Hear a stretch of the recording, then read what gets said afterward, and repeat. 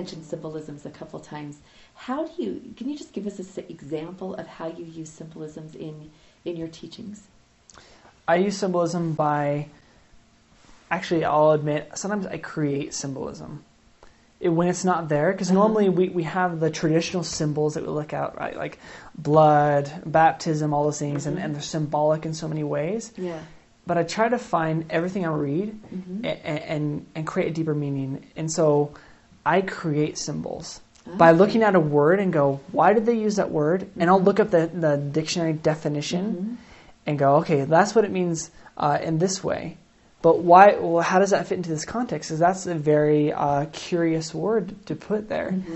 And I try to not only do that in my personal study, but I then share that in my classes to make it interesting. Because true learning happens when we can create symbols out of what we're learning. Yeah. Rather than always having them given to us by what the prophets and apostles have already said, like baptism means this, this means that. We go, well, let's use our brains a little more and create meaning behind what we're reading. As long as the meaning doesn't distort the story, doesn't distort the gospel nor the doctrines. Or the content. Yeah, the content. Yeah, and it applies to you. Absolutely. Right? President Packer said there is no one can fully define a symbol. So you're taking what you want out of that symbol, right? Absolutely. And so, that's amazing. Just like the symbol for the armor for Catherine Moroni. Yeah. How they mention all the different pieces. So I said, what does that mean? Absolutely. Yeah.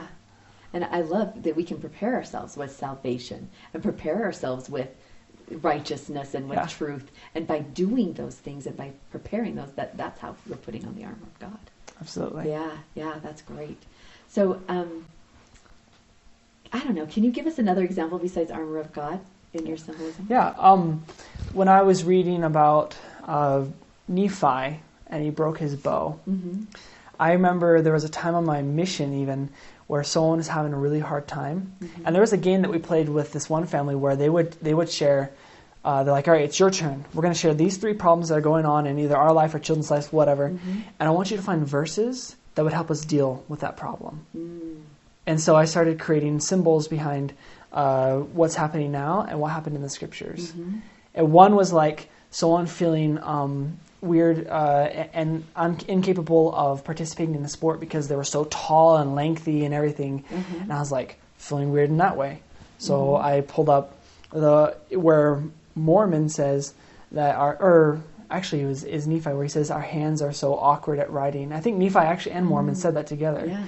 Where we're not very good at writing. Mormon especially, like we're weak at writing. How can this be so? Like people are going to mock this because of the awkwardness of our hands. Right. And I was able to relate that. Well, they feel like their body's so awkward. How can they be good at what they're doing and feel comfortable with themselves?